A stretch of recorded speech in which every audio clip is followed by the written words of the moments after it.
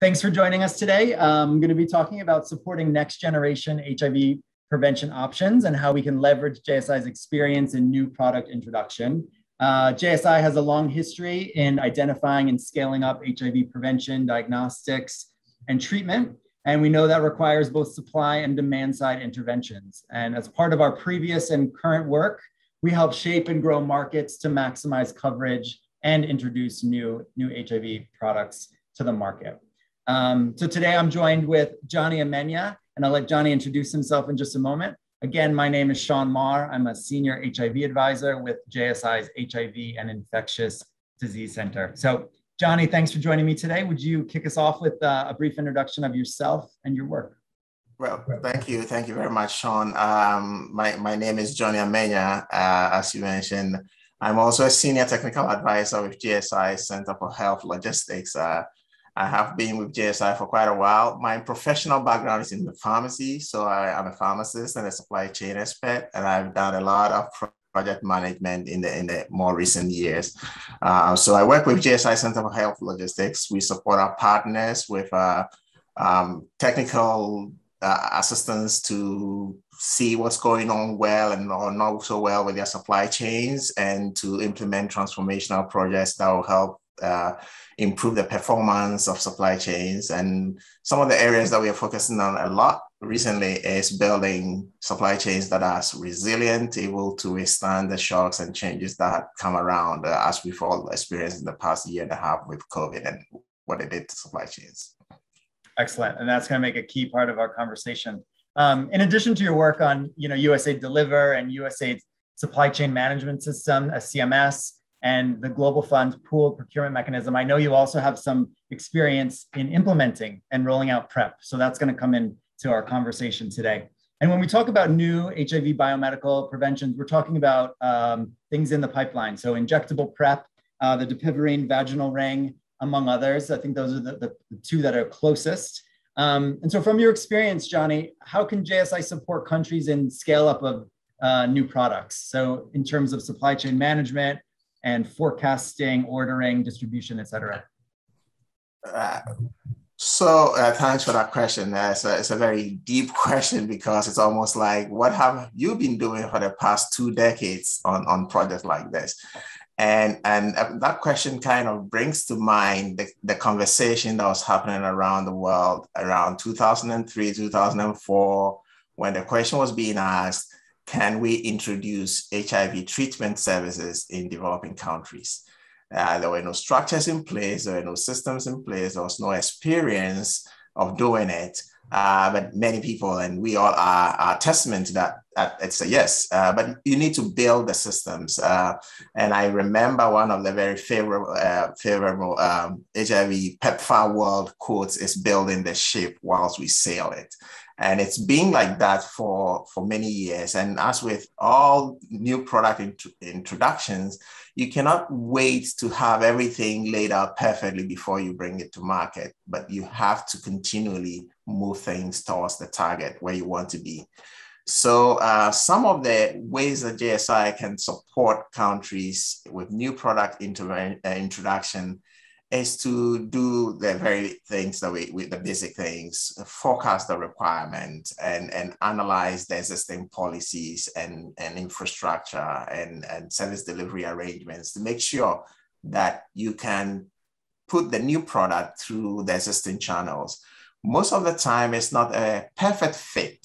And so you need to adjust things and to change things around, mostly in terms of the policies, in terms of the treatment protocols, and making sure that people understand what a new product is going to be, which part of the market or which part of the service delivery area it targets, who is going to be the users. And then from the beginning, you're not very sure how much of the new product you need. So, and that's where you do forecasting and supply planning that's rigorous enough to know whether this is going to be additional to what already exists or replace something that you already have in use. And you need to plan for all that.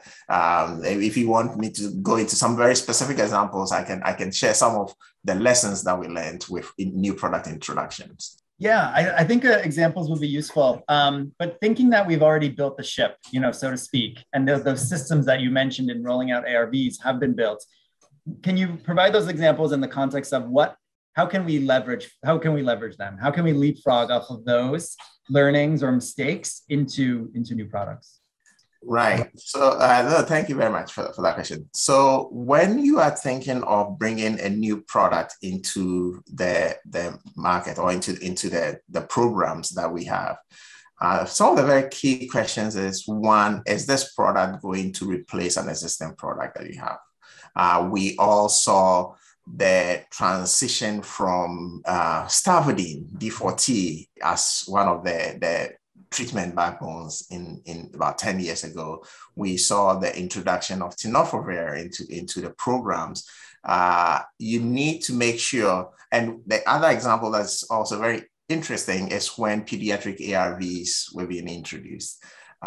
You need to be sure that your storage and distribution systems are aligned with managing that product.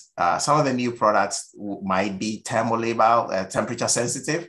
And so do you have a cold chain system in place to manage that product? If you do not, how do you introduce it successfully?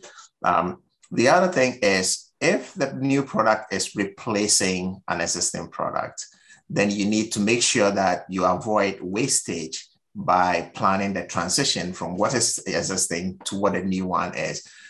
You don't want to have a stockpile of the previous commodities that are resources that are safe, that are still effective, but maybe not as effective as the new one. At the same time, you don't want to bring on something new that everybody wants to transition to that quickly and abandon the previous products. As the HIV treatment and care programs mature, clearly, we can identify more targeted key population groups that need services to be delivered through some specific channels. And so you need to make sure that the new product that you're bringing in recognizes which target populations you want to get to so that you can maximize the impact of what the new products bring to the market. And any lessons or considerations in terms of preparing for national policy adoption or guidance for the new products? Yes, it's a very good question. So as in almost all public health programs, you want policy to drive the practices, and you want policy to create the direction and the change that you want to happen. And in the way health systems are structured, service delivery is often stratified. There are primary care facilities, there are secondary care facilities, there are tertiary care facilities. In a program like HIV/AIDS, there's first line treatment, there's second line, and then there's maybe third line treatment even. And at times when you want to transition one person from one level of care to the other, the resource implications of those can be very huge. And so if you want to maximize the return on your investment and the impact of your service, then you need to have policies that are targeted to maximizing the introduction of the new product. So for instance, if you're bringing something to market that would be for a specific key population, there must be a policy that allows you to have that targeted delivery of the services where the key population clients would access the services. Recently in our program in Nigeria, we have a total market approach to scaling up HIV prevention and treatment programs, and with a particular emphasis on introduction of HIV self-testing or lubricants and condoms and PrEP. And for that program to be successful, you need to be able to reach key populations through maybe peer educator programs or some other forms of mentoring programs. But it's crucial to link them to service delivery.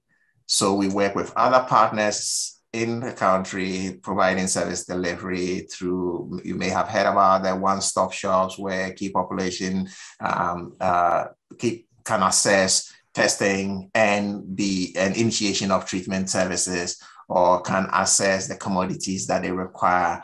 And so creating those linkages, but having the policy endorse or allow that service to be delivered that way. And so a deep understanding of policy is critical. And one of the things we've found to be very helpful is doing those SBCCA assessment and analysis to understand the behaviors and link them to services as needed. So since you brought up your work in Nigeria, can you talk a little bit about how you leverage the total market approach, TMA, in terms of PrEP rollout? And I know, I believe actually that other aspects of human-centered design or behavioral economics was also used to really engage the community there. Can you just talk us a little bit about the rollout and what JSI's role was in supporting that? Right. So thank you. The concept of total market approaches is really recognizing that public health intervention programs like this have several different segments in the market, and each addressing a different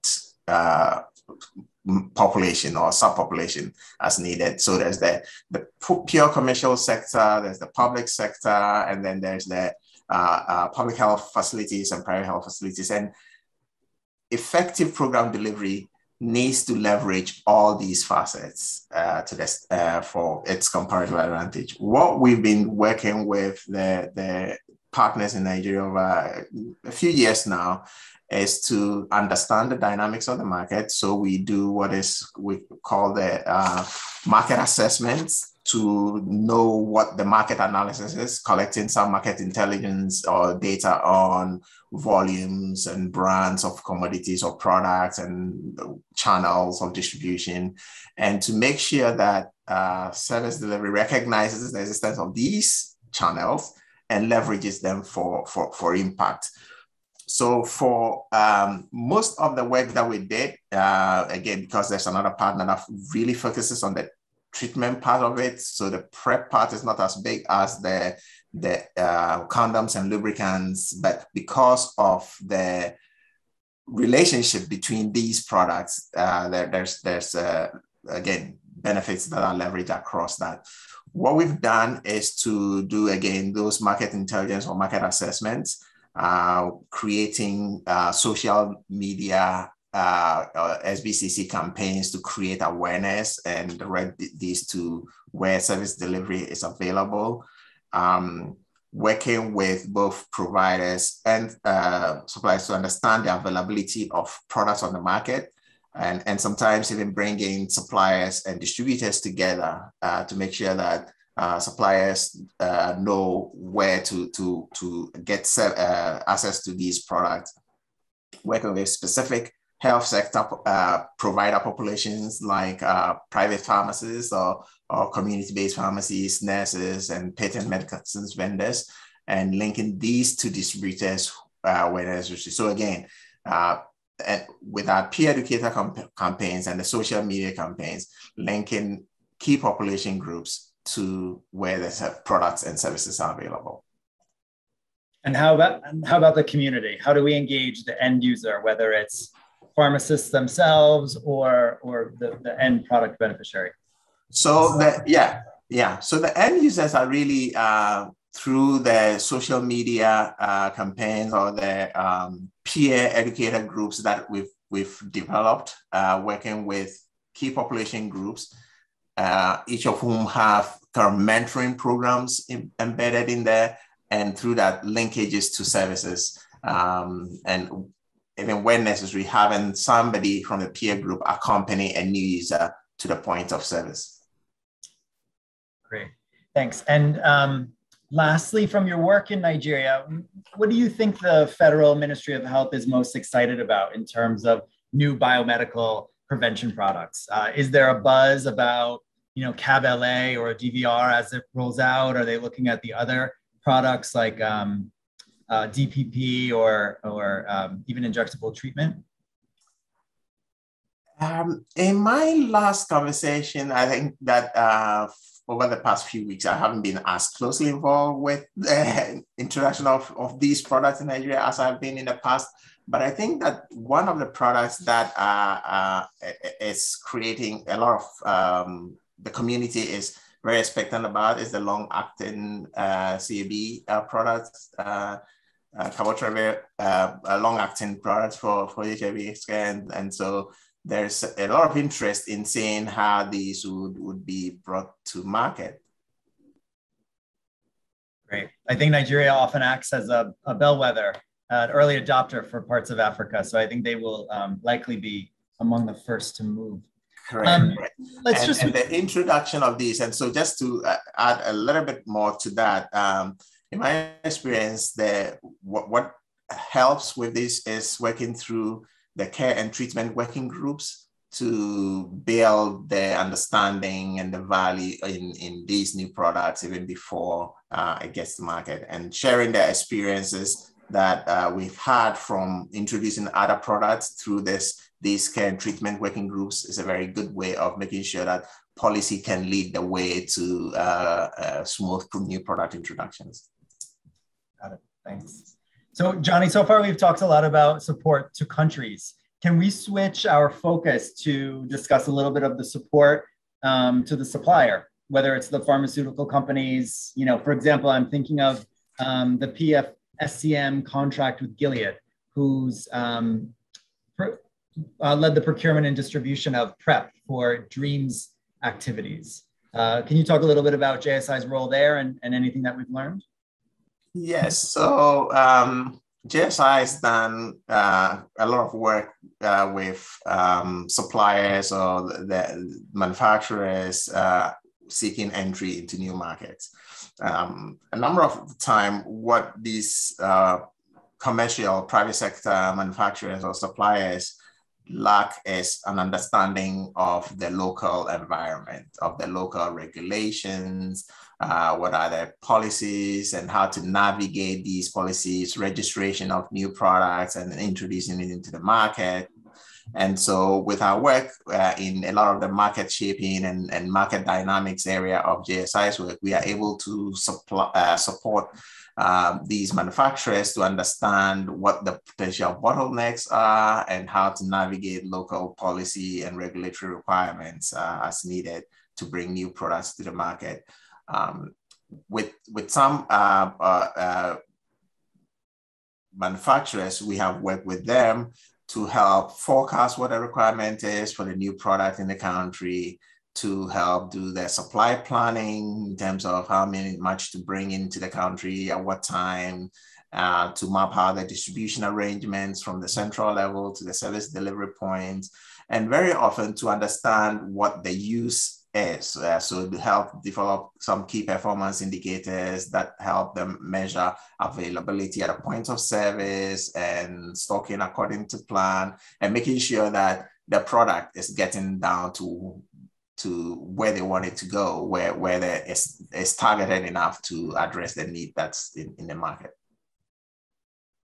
Excellent. Well, we're getting towards the end of our time, Johnny. So I just wanted to make a plug for some of the resources that you've supported and created over the years through Deliver and SCMS. They're sitting on JSI's website under our HIV tools and materials, you know, whether it's supply planning or procurement tools, market analysis, even registration and ordering and distribution. There's a number of good resources there. And to wrap us up, do you have any final words of advice as countries and NGOs and other organizations start to move towards new product introduction? I think thanks, Sean. We've talked about a few of the key things that program managers, implementers, funders need to keep in mind as new products come into the market. That prior planning is very important. It's crucial to plan adequately how you're going to bring this new product into the market. And planning should be data-driven. and the data generated through the product's distribution should also be used for decision making, not making decisions based on data or collected in the empirical data from the local environment often leads people to make missteps in terms of the effectiveness of the program. I think it's important to also recognize that in each of these countries, there are regulatory and infrastructural arrangements that needs to be taken on board from the very early stage in the program for it to be effective as you bring a new product to the market. I think that with the changing epidemic, there will be the need for new products, and we need to be prepared for them and apply the lessons that we've learned from other areas to the new program, so we don't have to learn old lessons all over again. I'm happy to share any of insights if you have additional questions. Exactly, Johnny, I couldn't have said it better myself. That's the exact purpose of these interviews. So thank you again for taking the time to speak with us. And I think this will be a really useful overview of the supply chain issues for countries. Thanks, Sean. Yeah. Take care. Have a good day. You too. Bye.